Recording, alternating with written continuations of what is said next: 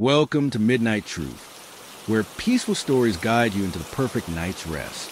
Before we start, take a moment to like this video and subscribe.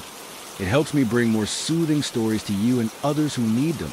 Let me know in the comments where you're watching from and what time it is for you. Now, find your cozy spot, close your eyes, and let's begin this calming journey together. The movers left an hour ago, and I'm standing in the middle of what's supposed to be my living room. It's empty except for a few cardboard boxes stacked haphazardly against the wall. The air smells faintly of mildew and something else, something sharper like burnt herbs. I tell myself it's probably just old paint or maybe some leftover cleaning product from the previous tenant. This house wasn't my first choice, not even close. But after the divorce, money was tight, and this place was cheap. Too cheap, if I'm being honest. When I saw the listing online, a 2-story Victorian with peeling wallpaper and ivy crawling up the sides, I thought about passing. Then I remembered how much rent eats into a paycheck these days. So here I am. The real estate agent who showed me the house last week seemed nice enough, though she talked fast and avoided eye contact when I asked about the history of property. "It's got character," she said, laughing nervously as we walked through the creaky front door. She mentioned something about renovations, but trailed off before finishing her sentence. At the time, I figured she was just trying to sell me on the idea of fixing it up. Now, standing alone in this cavernous space, I wonder if there was more to it. I unpack a few essentials tonight. Sheets for the bed, toiletries for the bathroom, and a small lamp that casts weak light over the worn wooden floors. Everything feels slightly off-kilter, like the angles don't quite line up right. Maybe it's just the way the shadows fall, or maybe it's because the house is so old. Either way, it gives me a headache. Before bed, I step outside to get some fresh air. The streetlights flicker weakly, casting long, distorted shadows across the cracked sidewalk. A neighbor leans against their porch railing, smoking a cigarette. They nod at me, and I wave back awkwardly. "You new around here?" they ask, exhaling smoke into the cool night air. "Yeah," I say, shoving my hands into my pockets. "Just moved in today." They take another drag, studying me carefully. "That your place?" I glance back at the house behind me. Its windows are dark, staring out like hollow eyes. "Yeah, why?" The neighbor shrugs, stubbing out their cigarette. "Nothing, just heard things about that house. People say weird stuff happens there sometimes." "Weird stuff," I repeat, forcing a laugh. "Like what?" But they shake their head and turn away without answering. "Good night," they mutter, disappearing into their own home. Back inside, I try not to dwell on what they might have meant. Houses like this always come with rumors, especially in neighborhoods where everyone knows each other. Still, as I climb the stairs to my bedroom, I can't help noticing how loud the floorboards sound underfoot. Each step groans loudly, echoing through the empty halls. For a moment, I swear I hear footsteps behind me, matching my pace perfectly. I stop abruptly, listening hard. Silence. Probably just the wind rattling the loose shutters outside. In bed, I lie awake for hours, staring at the ceiling. The mattress feels lumpy, and no matter how many times I adjust the pillows, I can't seem to get comfortable. Somewhere in the distance, a clock chimes midnight. Or maybe it's 1 o'clock. I lost track of time hours ago. Just as I start to drift off, I hear it again, a soft creak, followed by the unmistakable sound of someone or something walking slowly down the hallway outside my room. My heart pounds in my chest. I tell myself it's nothing. The house settling, wood expanding, and contracting with the temperature change. But deep down, I know better. This isn't normal. And whatever's making those sounds doesn't feel human. The next morning, sunlight streams through the grimy windows, illuminating layers of dust floating lazily in the air. I make coffee in the tiny kitchen, which smells faintly of rust and something sweet yet sour, like spoiled fruit. As I sip my lukewarm brew, I decide to tackle unpacking today. If nothing else, filling the empty spaces will make the house feel less oppressive. By noon, I've managed to arrange most of my belongings. Clothes hang neatly in the wardrobe. Books line the shelves in the living room, and mismatched furniture creates the illusion of a cozy home. But every time I pass the staircase, I glance up nervously, half expecting to see someone or something standing at the top. Nothing moves, but the feeling lingers. Around 3 o'clock, I venture outside to check the mailbox. It's painted red, chipped and faded, and hangs crookedly on its post. Inside, I find a stack of junk mail and a handwritten note addressed to me. The handwriting is shaky, almost illegible. Welcome to the neighborhood. Be careful. No signature. No return address. Just those 6 words scrawled hastily on a scrap of paper. My stomach twists uncomfortably as I shove the note into my pocket and hurry back inside. Later that evening, while sorting through boxes in the attic, I discover something strange. Tucked beneath a pile of yellowed newspapers is a small wooden box, intricately carved with symbols I don't recognize. It looks ancient, like it belongs in a museum rather than a dusty corner of this crumbling house. Curiosity gets the better of me, and I pry it open carefully. Inside, I find a bundle of brittle papers tied together with twine. They look like journal entries, written in spidery handwriting that matches a note I found earlier. The first page reads, March 14th, 1897. Tonight, I perform the ritual again. The voices grow louder, clearer. They speak of doors beyond our world, passages to realms unseen. I fear I may have summoned something unintended, something hungry. I slam the box shut, my hands trembling. What kind of person lived here? And why would they leave something like this behind? For a moment, I consider throwing the whole thing away. But something stops me. Maybe it's morbid curiosity. Maybe it's a nagging suspicion that understanding this house's past might help me survive its present. As darkness falls, the noises begin again. This time, they're louder, more deliberate. Footsteps echo through the halls, accompanied by the occasional scrape of furniture moving across the floor above me. I grab a flashlight and tiptoe upstairs, heart pounding in my ears. The second floor landing is deserted, the room's empty save for cobwebs and shadows. Yet the sounds continue, growing closer with each passing second. Then, just as suddenly as they started, they stop. Dead silence blankets the house. I stand frozen, gripping the flashlight so tightly my knuckles turn white. That's when I feel it. A cold breath on the back of my neck, followed by a low whisper too faint to make out. I bolt downstairs, slamming the door to my bedroom shut behind me. Locked safely inside, I press my ear against the wood, listening for any sign of movement. Nothing stirs. Slowly, I slide to the floor, clutching my knees to my chest. Whatever is in this house, it knows I'm here now. The next morning, I wake up stiff and sore from sleeping on the floor. My neck aches, and there's an imprint of the carpet pattern pressed into my cheek. For a moment, I lie there, staring at the ceiling, trying to convince myself that last night was just a bad dream. But the memory of that icy breath on my neck lingers, sharp and undeniable. I drag myself out of bed and head downstairs to make coffee. The house feels different today, quieter, heavier, as if it's holding its breath. Even the sunlight streaming through the windows seems dimmer, tinged with gray. I sip my coffee slowly, watching dust motes swirl in the air, and try to shake off the unease settling over me. Around noon, I decide to visit the neighbor who spoke to me the other night. They live 2 houses down, their porch cluttered with potted plants and wind chimes that tinkle softly in the breeze. When I knock on the door, they answer almost immediately, looking surprised to see me. "You again," they say, leaning against the doorframe. "What do you want?" "I just wanted to ask about the house," I say, fumbling for words. "You mentioned something the other night, about weird stuff happening there." Their expression darkens. "Yeah, well, maybe I shouldn't have said anything. People around here don't like talking about it." "Why not?" I press, stepping closer. "What happened?" They glance over their shoulder, as if checking to make sure no one is listening. Then they lower their voice. "That house has a reputation. Bad things go down there. Folks move in, and they don't stay long. Some leave screaming in the middle of the night. Others, they trail off, shaking their head. Let's just say not everyone comes back out." My stomach churns. "Do you know why? What caused it?" The neighbor hesitates, chewing on their lip. Finally, they sigh.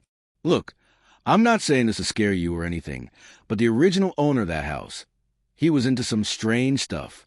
Occult rituals, seances, all kinds of nonsense. People used to talk about lights flickering in the windows late at night, chanting, animals going missing. Then one day, he disappeared. No one knows what happened to him. What about after that? I asked, gripping the edge of the porch railing. Who lived there next? They tried renting it out, but no one stayed more than a few months. One family left because their kid kept having nightmares. Said something was standing at the foot of his bed every night. Another guy claimed he saw shadows moving when there was no one else around. Eventually, the place sat empty for years. Until now. I gnawed slowly, my mind racing. Thanks for telling me all this. Just be careful, they say, giving me a pointed look. If you hear anything or see anything, you get out. Don't stick around to figure it out. Okay? I promise I will.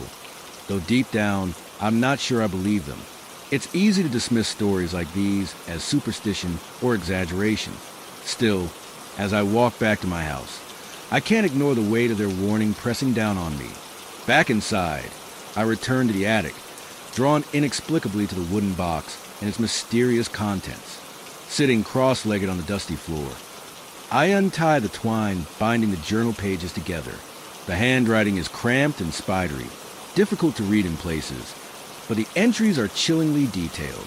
April 2nd, 1897. The voices grow louder each night. They call to me, urging me to open the door. I fear I may have made a grave mistake. Something stirs in the darkness beneath the house. It watches. It waits. I flip through the pages, scanning fragments of rituals, diagrams of symbols, and frantic scribbles about the veil thinning. Whoever wrote, this wasn't just dabbling in the occult. They were obsessed. The final entry sends a shiver down my spine. June 12, 1897. It is here. I can feel in the walls, in the very air I breathe. It hungers. If anyone finds this journal, burn it, destroy it. Do not let it fall into the wrong hands. And whatever you do not speak its name aloud. The last sentence is underlined 3 times. The ink smudged as if the writer had pressed too hard. A cold sweat breaks out across my skin. What could possibly inspire such terror? And why would someone leave this behind? As I sit there, lost in thought, I hear a faint sound, a soft tapping, like fingernails brushing against wood. It's coming from the corner of the attic near the far wall. Slowly, I turn my head, expecting to see a loose shutter or a tree branch scraping against the siding. But the noise stops abruptly, leaving only silence. Then, out of nowhere, the temperature drops. My breath fogs in front of me as icy tendrils of air snake across the floor. I scramble to my feet, clutching the journal tightly to my chest. The sensation is unmistakable. It feels like something is in the room with me, watching, waiting. Hello. I call out, my voice trembling. No response. Just the oppressive weight of unseen eyes boring into me. Without thinking, I grab the wooden box and bolt out of the attic, slamming the door shut behind me. Downstairs, I shove the box into a drawer in the kitchen and slam it closed. My hands shake as I pour myself another cup of coffee, though I doubt caffeine will calm my nerves now.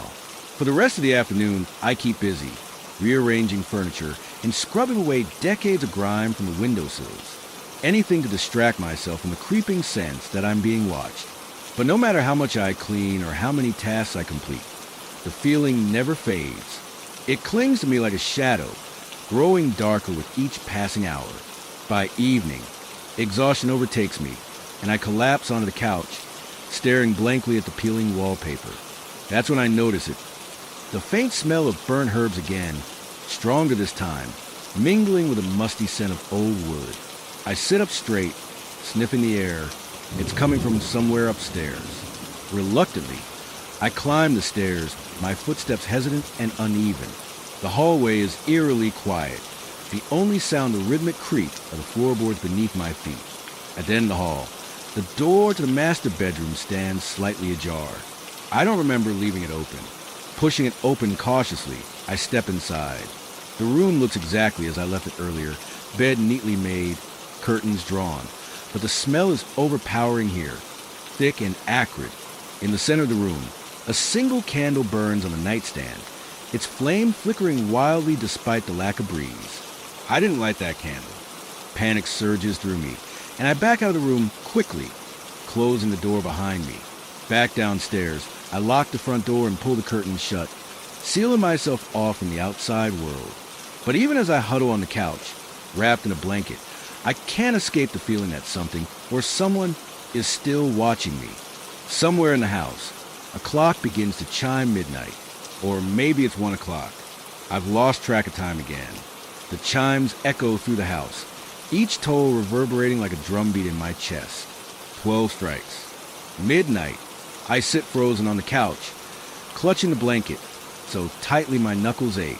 The candle upstairs flickers in my mind, its unnatural flame dancing in an empty room. My rational brain tries to explain away. Maybe I forgot lighting it earlier, or perhaps the movers left it behind. But deep down, I know neither explanation holds water. The silence that follows the chimes is deafening. Even the usual creaks and groans of the house seem muted, as if the building itself is holding its breath. Then, faintly, I hear a whisper, so soft it could almost be imagined. But there's no mistaking it this time. It's coming from somewhere close, maybe even right beside me. I turn my head sharply, scanning the dimly lit living room. Shadows stretch across the walls, distorted by the weak light of the lamp on the side table. Nothing moves. Still, the whisper persists, growing louder, clearer.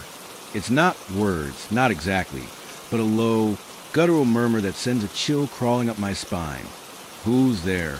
I demand, my voice cracking under the weight of fear.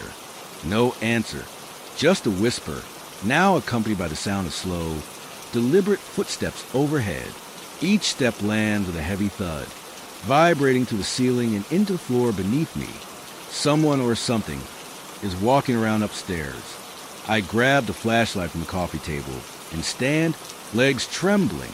Part of me wants to stay put, to bury myself deeper under blanket and pretend none of this is real. But another part, the stubborn, idiotic part, wants answers. Clutching the flashlight like a weapon, I force myself toward the staircase. The stairs groan ominously under my weight as I ascend, each step amplifying the pounding of my heart. By the time I reach the top landing, the footsteps have stopped. The hallway stretches before me, dark and forbidding. The faint scent of burnt herbs lingering in the air. The door to the master bedroom remains closed just as I left it. My hand hovers over the doorknob, hesitating. Every instinct screams at me to turn back, to lock myself in the safety of the living room and wait for daylight. But curiosity, or maybe sheer terror, drives me forward. With a deep breath, I twist the knob and push the door open. The room is unchanged. The bed is still neatly made, the curtains drawn tight, and the candle, it's gone. No trace of wax or smoke remains on the nightstand. For a moment, I wonder if I dreamed the whole thing, if exhaustion and stress conjure the image of a burning flame where none existed. But then I noticed something new. Scorch marks. Blackened streaks mar the wooden surface of the nightstand, as if something hot had seared it recently. Behind me, the door slams shut. I whirl around, heart leaping into my throat. The flashlight beam jerks wildly, illuminating patches of the room in chaotic bursts. The handle rattles violently, shaking as though someone or something is trying to force their way in. I stumble backward, tripping over the edge of the rug and landing hard on the floor. Leave me alone. I shout, voice breaking. What do you want from me? The rattling stops abruptly, leaving only silence. Slowly, I rise to my feet, legs wobbling like jelly. The door remains firmly shut, though I swear I can feel vibrations pulsing through.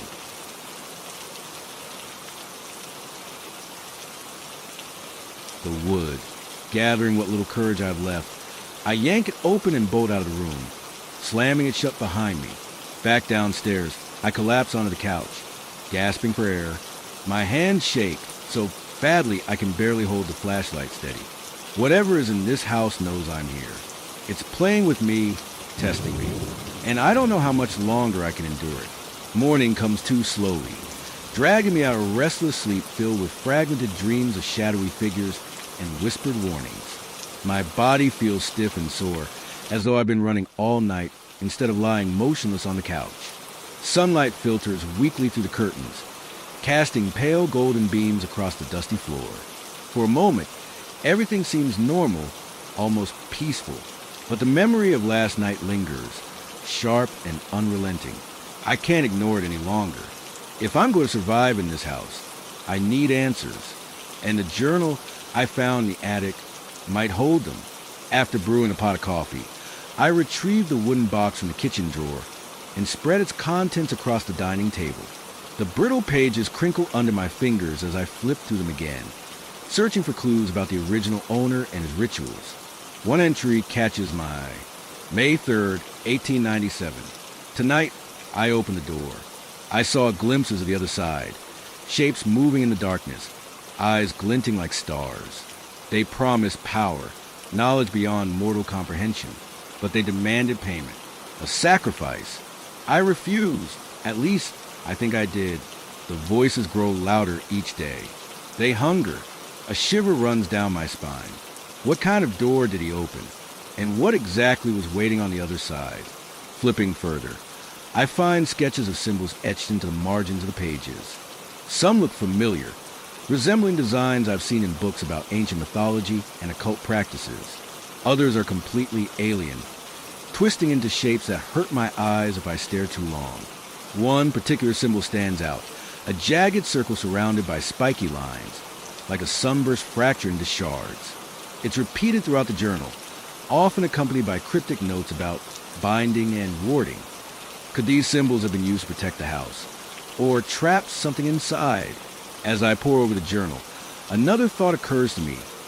Maybe the previous tenants weren't driven mad by the house itself. Maybe they were targeted because they didn't understand what they were dealing with. Ignorance, in this case, might truly be dangerous. By late afternoon, I decide to search the house for physical evidence of the rituals described in the journal. If the original owner performed ceremonies here, there must be traces left behind. Chalk drawings, hidden altars, anything that might confirm his activities. Armed with a flashlight and a sense of grim determination, I begin my investigation. The basement is the obvious place to start. Descending the rickety wooden stairs, I brace myself for the damp, earthy smell that greets me at the bottom. The space is cluttered with old furniture, broken appliances, and stacks of yellowed newspapers. Cobwebs drape the corners like tattered veils, and the single bare bulb hanging from the ceiling casts long, distorted shadows. In one corner, I spot something unusual, a patch of dirt darker than the rest, as if it's been disturbed recently. Kneeling down, I brush away loose soil with my hands, revealing a crude carving in the concrete floor. It's the same jagged circle symbol from the journal, etched deeply into the surface. Around it, faint scratches form a pattern of concentric circles, radiating outward like ripples in water. My pulse quickens. This isn't random vandalism. It's deliberate, purposeful. Someone went to great lengths to create this design, embedding it permanently into the foundation of the house. As I trace the symbol with my fingertips, a cold draft sweeps through the basement, raising goosebumps on my arms. The temperature drops sharply, and the bulb above me flickers erratically. Then, from somewhere behind me, comes a low, guttural growl. I freeze, every muscle in my body locking in place. The sound is unlike anything I've ever heard, animalistic yet wrong, as if it belongs to something that shouldn't exist. Slowly, I turn my head, shining the flashlight into the darkness. At first, I see nothing but shadows, but then movement. Something shifts near the far wall, just beyond the reach of the light. Its shape is indistinct, writhing and contorting as though it's struggling to break free of the gloom. I take a cautious step backward, then another, until my back hits the staircase. The growl grows louder, more menacing. Whatever it is, it's getting closer. Panic overtakes me, and I scramble up the stairs as fast as I can, slamming the door shut behind me. Leaning against it, I listen for any sign of pursuit. Silence. Only the sound of my own ragged breathing fills the air. For now, Whatever lurks in the basement has stayed put, but I know it won't remain contained forever. The rest of the day passes in a haze of paranoia and dread. I avoid the basement entirely, keeping to the main floor where the sunlight feels marginally safer. But even here, the house seems alive with tension, its walls humming faintly as if charged with electricity. Every creak of the floorboards makes me jump. Every flicker of the light sends my heart racing. By evening, I'm desperate for fresh air. Grabbing a jacket, I step outside onto the porch, letting the cool breeze wash over me. The street is quiet, bathed in the golden glow of sunset. For a moment, I allow myself to believe that maybe, just maybe, the horrors inside are confined to house, that they can't follow me out here. But then I notice something odd about the woods behind the property. The trees loom tall and skeletal, their branches twisted into grotesque shapes against the fading light. Shadows stretch unnaturally long across the ground, pooling together like spilled ink. And deep within those shadows, I catch a glimpse of movement, not an animal, but something humanoid, hunched and deliberate. I blink, convinced my eyes are playing tricks on me.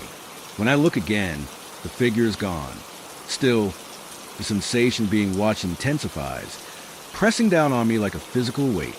My skin prickles, and I retreat quickly back inside, bolting the door behind me. Later that night, unable to sleep, I sit by the window with a cup of tea, staring out at the darkened woods. The moon hangs low in the sky, casting pale silver light over the landscape. Everything appears still and peaceful until I see it again. A shadowy figure emerges from a tree line, standing perfectly still at the edge of the yard. Its head tilts slightly, as if studying the house, or me. My breath catches in my throat. I want to look away, to close the curtains and pretend I didn't see anything, but I can't tear my gaze from the figure. It doesn't move, doesn't blink, just stands there, watching, after what feels like hours, but is probably only minutes. It vanishes, melting back into the darkness of the forest. Shaken, I pull the curtains shut and lock the windows, though I know locks won't keep it out. Whatever it is, it's not bound by walls or doors. The next morning, I wake up with a throbbing headache and a sense of unease that refuses to fade. Sleep brought no relief, only more dreams of shadowy figures and whispered warnings. Determined to distract myself, I decide to tackle one of the last unexplored areas of the house. The small, cramped room at the end of the upstairs hallway. It's smaller than the other rooms, barely large enough to fit a twin bed and a dresser.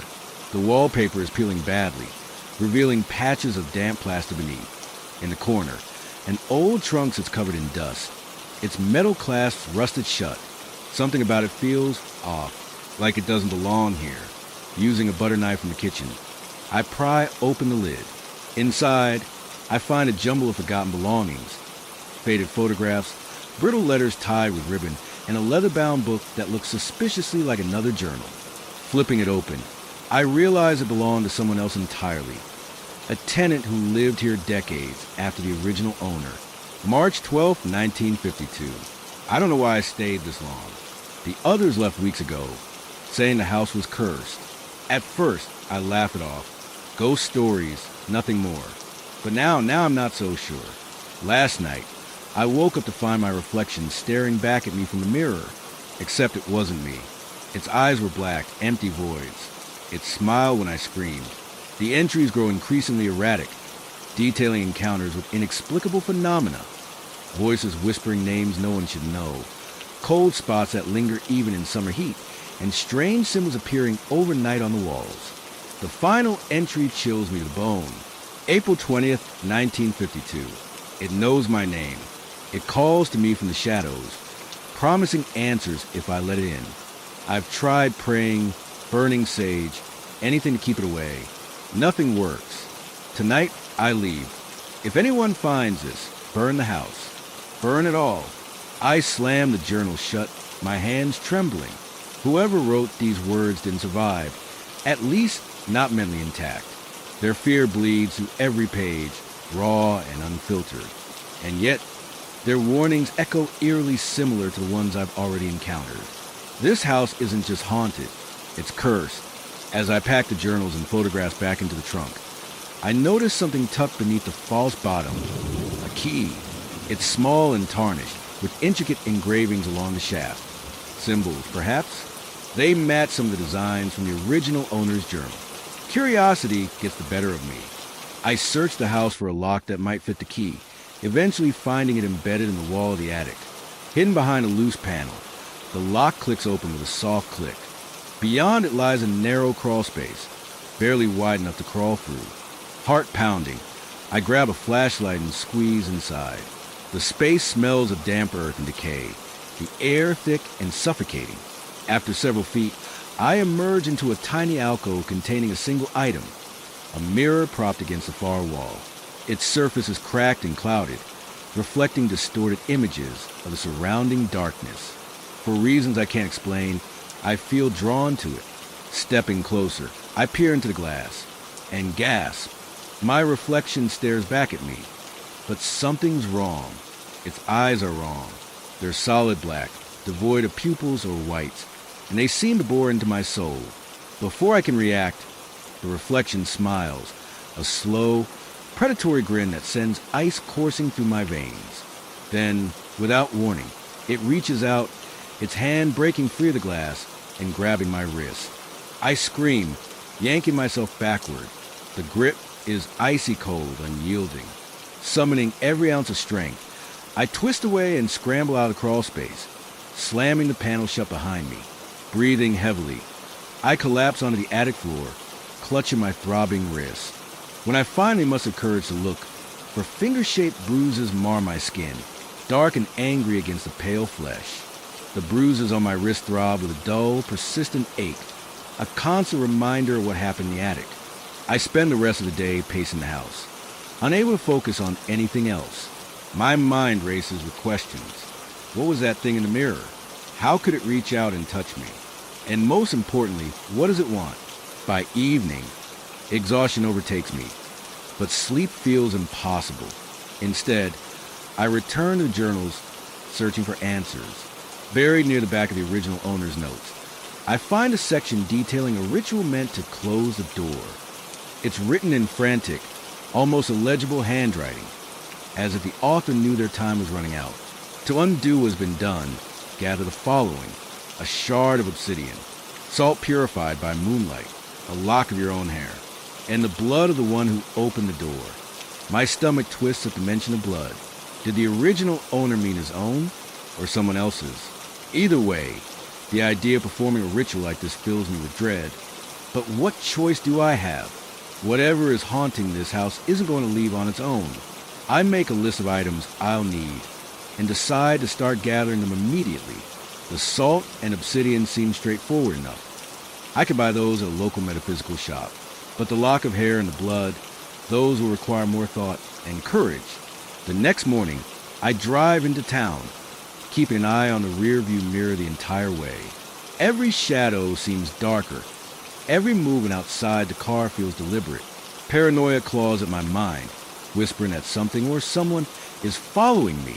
By the time I reach the metaphysical shop, my hands are shaking so badly I can barely turn the ignition off. Inside, the store smells strongly of incense and herbs, the air thick with the scent of patchouli and sandalwood. Shelves line the walls, stocked with crystals, candles, and jars labeled with cryptic names. A bell jingles softly as I enter, announcing my presence to the shopkeeper, a middle-aged woman with piercing green eyes and silver-streaked hair. "Can I help you?" she asks, her voice calm but wary. "I'm looking for some things," I say, pulling out the list. "Obsidian, preferably in shards, and salt purified by moonlight." She studies me for a moment, then nods slowly. "Follow me," as she leads me to the appropriate shelves. I notice her glancing at my wrist. The bruise is still visible despite my attempts to cover them with makeup. Her expression darkens slightly, though she says nothing. When I've gathered everything I need, she rings me up, her movement slow and deliberate. As I hand over the cash, she leans closer, lowering her voice. "Be careful with what you're doing. Some doors shouldn't be opened, and once closed, they should never be reopened." Her words send a chill down my spine. "What do you mean?" She shakes her head, stepping back. "Just trust your instincts." And remember, not all rituals are meant for tech. I thank her and hurry out of the shop, clutching the bag tightly to my chest. On the drive home, I replay her warning in my mind, wondering how much she knows or suspects about the house. Back at the house, I spread the supplies across the dining table. The obsidian shards glitter menacingly in the dim light, their edges sharp enough to cut skin. The salt gleams faintly, imbued with the energy of the full moon under which it was purified. All that's left is the lock of hair and the blood. Taking a deep breath, I grab a pair of scissors and snip a small strand of hair from the back of my head. It feels oddly intimate, like giving away a piece of myself. Then, steeling myself, I take a paring knife and prick the tip of my finger, letting a single drop of blood fall onto the pile of ingredients. As soon as the blood touches the salt, a low hum fills the room, vibrating through the floorboards and into my bones. The sound grows louder, resonating with an otherworldly pitch that makes my teeth ache. Shadows stretch unnaturally long across the walls, pooling together like liquid darkness. Suddenly, the temperature drops sharply. My breath fogs in front of me as icy tendrils of air snake across the floor. From somewhere deep within the house comes a guttural growl, low and menacing. Whatever is here doesn't like what I'm doing. Ignoring the fear clawing at my chest, I follow the instructions in the journal, arranging the items in a circle on the floor. The symbols carved into basement concrete flash in my mind, and I trace them carefully around the perimeter of the circle using chalk. When everything is in place, I step into the center and begin chanting the words scrawled in the journal. They feel foreign on my tongue, harsh and guttural, as if they belong to another language entirely. With each syllable, the hum grows louder, the shadows thicker. The air crackles with electricity, raising the hairs on my arms. Then, without warning, the lights flicker violently, plunging the room into darkness. For a split second, I think the ritual has failed, but then a blinding flash of light erupts from the circle, searing my vision. When I open my eyes again, the house is silent. For the first time in days, I feel a fragile sense of peace. Maybe, just maybe, it worked. The silence lasts less than 24 hours. At first, I allow myself to hope. The whispers stop, the cold spots vanish, and the oppressive weight that had settled over the house lifts. I even managed to sleep through the night, dreaming only of mundane things like grocery lists and unfinished chores. But by the following evening, the signs return, subtle at first, easy to dismiss. A faint tapping sound echoes through the halls. The smell of burnt herbs wafts through the air, and when I glance in the mirror while brushing my teeth, my reflection lingers a fraction of a second too long after I turn away. Panic bubbles up inside me, but I try to stay calm. Maybe the ritual wasn't complete. Maybe I missed something. Returning to the journals, I reread the instructions meticulously, searching for any overlooked detail. That's when I notice it. A line scribbled hastily in the margins of the final entry. If the door closes, it must remain sealed. Never speak its name aloud. A chill runs down my spine. I hadn't considered sealing the door permanently. Was that why the peace felt so fleeting? Had I merely delayed the inevitable? The car engine roars as I slam my foot on the accelerator, tires screeching against the cracked asphalt of the driveway. My hands grip the steering wheel so tightly that my knuckles turn white, and every nerve in my body screams at me to keep going, to get as far away from that house as humanly possible. But even as I speed down the deserted road, a part of me wonders if leaving was enough, if running could ever truly be enough. Behind me, the house looms in the rearview mirror, its windows dark and empty yet somehow alive with malice. For a moment, I swear I see movement, a shadow flickering behind the glass, watching me leave. I blink hard, shaking my head, but when I glance again, the house is still, silent, waiting. My chest heaves with ragged breaths as adrenaline courses through my veins.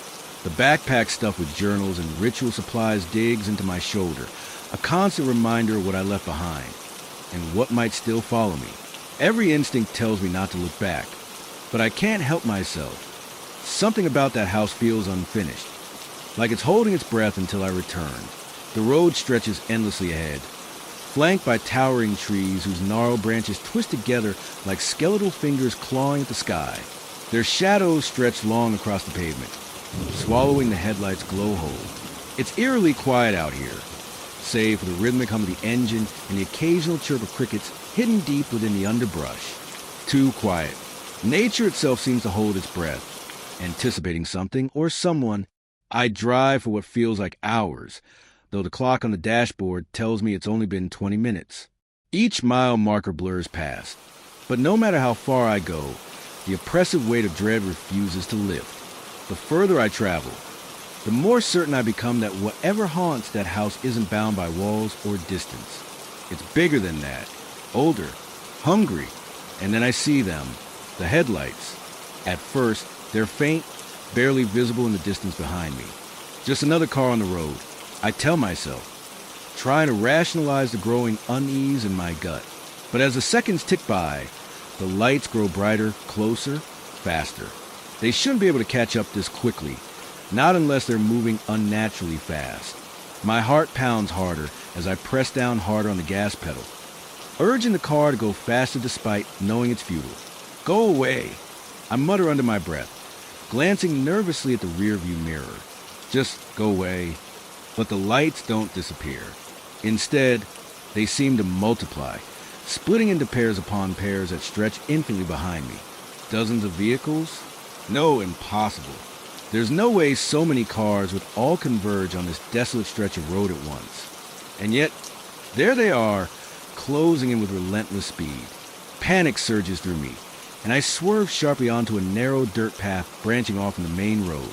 The tires kick up clouds of dust as I fishtail wildly, fighting to maintain control. Behind me, the headlights vanish abruptly, swallowed by the dense forest surrounding the path. Relief washes over me for about 3 seconds, because now, instead of headlights, I hear voices. They start faintly, almost imperceptibly, carried on the wind like whispers. At first, I think it's just the rustling leaves, but then the sound grows louder, clearer. Words form amidst the chaos. Names fragment to sentences, promises whispered too softly to fully understand. My name echoes loudest among them, repeated over and over in tones both pleading and menacing. Leave me alone, I shout, slamming my fist against the steering wheel. Tears blur my vision as I push the car faster, ignoring the jarring bumps and potholes threatening to tear apart the suspension. The voices only grow louder, drowning out the roar of the engine and the pounding of my heart. Ahead, the path ends abruptly at an abandoned train crossing. Rusty tracks stretch across the landscape, disappearing into the horizon on either side. A faded sign leaned precariously against one of the posts, its letters peeling and illegible. Beyond it lies nothing but open fields bathed in moonlight, offering no real sanctuary. I slam on the brakes, skidding to a halt mere inches from the tracks. My chest rises and falls rapidly as I stare out at the emptiness before me. Turning around isn't an option. The voices are closer now, almost deafening. Whatever is following me knows I'm trapped. With trembling hands, I grab the backpack and stumble out of the car, leaving the keys dangling in the ignition. The cool night air bites at my skin, sending shivers down my spine. Shadows stretch unnaturally long across the ground, pooling together like spilled ink. Somewhere in the distance, a train whistle blows, a low, mournful wail that sends ice coursing through my veins. No, I whisper, shaking my head. Not now, not here. The sound grows louder, vibrating through the earth beneath my feet. Lights appear in the distance, tiny pinpricks of brightness cutting through the darkness. A train barrels toward me at breakneck speed, its horn blaring insistently. But something about it feels wrong. Its shape shifts erratically, distorting as if viewed through rippling water. Windows flash black, reflecting nothing but voids. No passengers, no driver. Desperation overtakes me, and I sprint alongside the tracks, searching frantically for somewhere, anywhere, to hide. The voices scream in my ears, overwhelming in their intensity. Shadows writhe and twist around me, reaching out with cold, intangible fingers. I trip over loose gravel, landing hard on my knees. Pain shoots through my legs, but I scramble to my feet, clutching the backpack like a lifeline. Then, suddenly, the ground gives way beneath me, I fall into darkness, landing with a thud on damp earth. Above me, the hole closes instantly, sealing me inside some kind of underground chamber. My flashlight tumbles from my hand, rolling just out of reach, heart hammering. I crawl toward it, fumbling blindly in the pitch-black space. When I finally retrieve the light and switch it on, the beam reveals jagged stone walls covered in strange symbols. They match the ones in the journal. The same designs etched into the basement floor and carved into the attic crawl space. This place, it wasn't here before. Or maybe it was hidden beneath layers of reality until now. In the center of the room stands a pedestal, atop which rests a single item, a mirror. Its surface is cracked and clouded, identical to the one I found in the attic. As I stare at it, my reflection begins to change. My eyes darken, turning solid black. My mouth twists into a cruel smile, revealing teeth far sharper than my own. "No!" I whisper, backing away. "No, no, no!" But the figure in the mirror steps forward, breaking free of the glass. Its hand shoots out, grabbing my wrist with icy strength. The bruises flare painfully, burning as though branded anew. I scream, struggling to pull away, but its grip is unyielding. You open the door. It hisses, voice layered with countless others. "Now you must stay." I didn't mean to. I cry, tears streaming down my face. "Please let me go." It tilts its head, studying me with those soulless eyes. Then, without warning, it releases me. I collapse to the floor, gasping for air as it takes a step back. For a moment, I think it's letting me leave. That maybe I've earned my freedom. But then it speaks again, its words echoing ominously through the chamber. The door is closed for now, but it will open again. And when it does, it smiles wide and predatory. "You'll be waiting." Before I can respond, the world dissolves around me. Darkness engulfs everything, pressing down with suffocating weight. When I wake, I'm lying on the side of the road, miles from the house, with no memory of how I got there. The backpack is gone, along with the journals and ritual supplies. Only the bruises on my wrist remain, stark reminders of what happened. I stagger to my feet, glancing around nervously. The forest is silent, the air heavy with anticipation. Somewhere in the distance, a clock chimes midnight. Or maybe it's 1 o'clock. I've lost track of time again. The stars above glitter coldly, indifferent to my plight. For a moment, I consider walking back to town, finding help, telling someone what happened. But who would believe me? Who would understand? To everyone else, I'm just another tenant who couldn't handle living in an old, creaky house. Another person driven mad by whispers and shadows. Instead, I start walking, one foot in front of the other, putting as much distance between myself and that cursed place as I can. The road stretches endlessly ahead, lined with twisted trees that seem to lean closer with each step I take. Their branches scrape against the sky, casting jagged silhouettes that dance in the moonlight. Every sound makes me jump. The rustle of leaves, the snap of a twig, the distant hoot of an owl. Each noise feels deliberate, calculated, as if the forest itself is alive and watching me. My breath comes in shallow gasps, fogging in the chilly night air. The farther I walk, the heavier my limbs feel, weighed down by exhaustion and fear. After what feels like an eternity, I spot a dim light in the distance, a gas station, its neon sign flickering weakly. Hope surges through me, propelling me forward despite the ache in my legs and the throbbing pain in my wrist. As I approach, I notice a payphone tucked into the corner of the lot, its receiver hanging loosely from the hook. Without thinking, I pick it up and dial the only number I can remember, my ex-wife's. She answers on the third ring, her voice groggy with sleep. "Hello," she says, confusion lacing her tone. "It's me." I choke out, my voice cracking. "I need help." There's a long pause on the other end of the line. "What's wrong? Where are you?" "I don't know. I admit," tears spilling down my cheeks. I think I messed up, Sarah. Really bad." She sighs, frustration creeping into her voice. "You're drunk, aren't you? Look, I can't do this right now." "No!" I shout, gripping the receiver so tightly my hand hurts. I'm not drunk. Something happened. Something supernatural. Please, you have to believe me. Another pause. Then softer. Are you okay? Are you hurt? I don't know. I whisper, sinking to the ground. I don't know anything anymore. Her tone shifts, concern replacing annoyance. Where are you? Tell me where you are and I'll come get you. I glance around, trying to orient myself. A gas station, outside town, near the woods. I'll be there soon, she says firmly. Stay put. Don't move. I hang up the phone, relief washing over me for the first time in days. Maybe everything will be okay. Maybe Sarah can fix this, make sense of the mess I've got myself into. Maybe the payphone rings. I freeze, staring at it in disbelief. Who could possibly be calling me? Slowly, hesitantly, I pick up the receiver. Hello, I say, my voice barely audible. Static crackles on the other end, followed by a low, guttural laugh. The same laugh I heard in the basement. The same laugh that came from the mirror. You can't run forever. It rasps, its voice layered with countless others. We're always watching.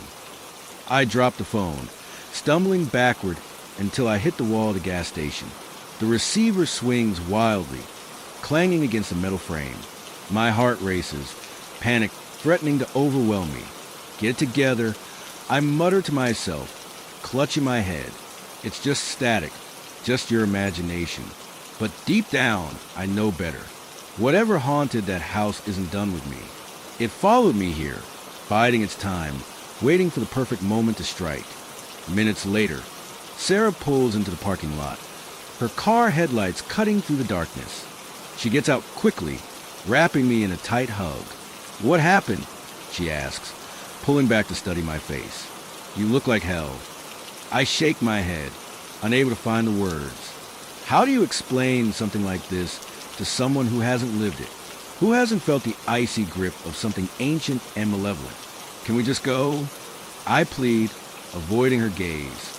Please, let's just get out of here. She nods, leading me to the passenger side of the car. As we drive away, I glance back at the gas station one last time. The payphone sits silently, its receiver dangling innocuously. For now, Sarah drives us to a motel on the outskirts of the city, checking us in under a fake name. The room is small and utilitarian, with peeling wallpaper and a faint smell of mildew. It's nothing special, but it's safe, or at least safer than anywhere else I've been lately. She sits me down on the edge of the bed, handing me a cup of coffee from the vending machine outside. Talk to me, she says gently. Tell me everything. So I do. I tell her about the house, the journal, the rituals, the voices, the shadows. I describe the figure in the mirror, the train, the underground chamber. By the time I finish, my throat is raw and tears streak my face. To her credit, Sarah listens without interrupting, her expression unreadable. When I'm done, she exhales slowly, rubbing her temples. This sounds insane, she admits, but I believe you. You wouldn't make something like this up. Thanks. I mumble, staring at the floor. That means a lot. She hesitates, choosing her next words carefully. What are you going to do now? I don't know. I admit. Run, I guess. Keep running until it stops following me. And if it never stops, I meet her gaze, the weight of her question sinking in. Then I don't know. For a while, we sit in silence, the hum of the air conditioner filling the void between us. Eventually, Sarah excuses herself to grab food from the vending machine, leaving me alone with my thoughts.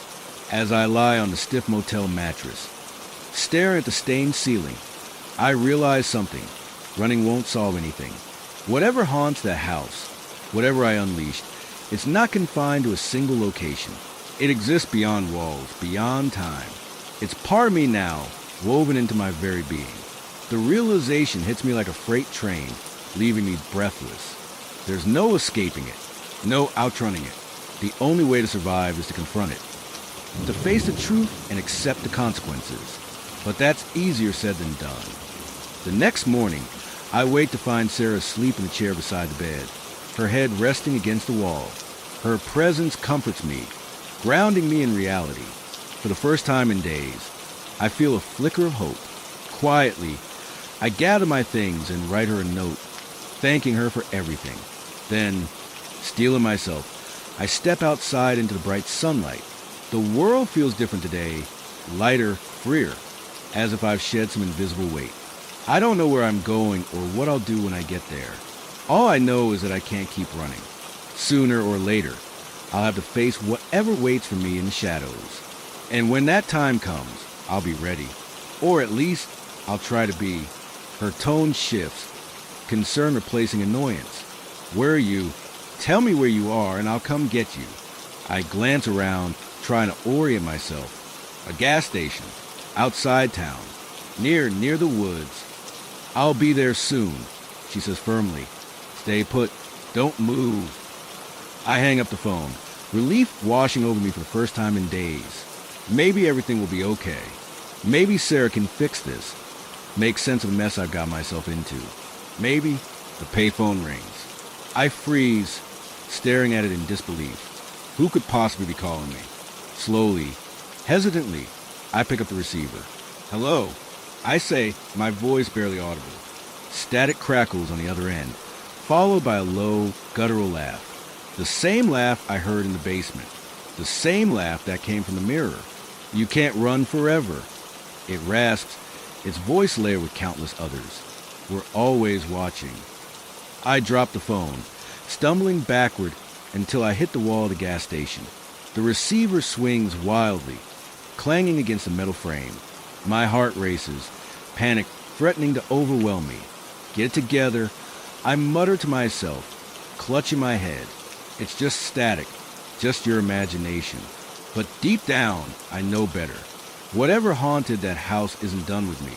It followed me here, biding its time, waiting for the perfect moment to strike. Minutes later, Sarah pulls into the parking lot, her car headlights cutting through the darkness. She gets out quickly, wrapping me in a tight hug. What happened? She asks, pulling back to study my face. You look like hell. I shake my head, unable to find the words. How do you explain something like this to someone who hasn't lived it? Who hasn't felt the icy grip of something ancient and malevolent? Can we just go? I plead, avoiding her gaze. Please, let's just get out of here. She nods, leading me to the passenger side of the car. As we drive away, I glance back at the gas station one last time.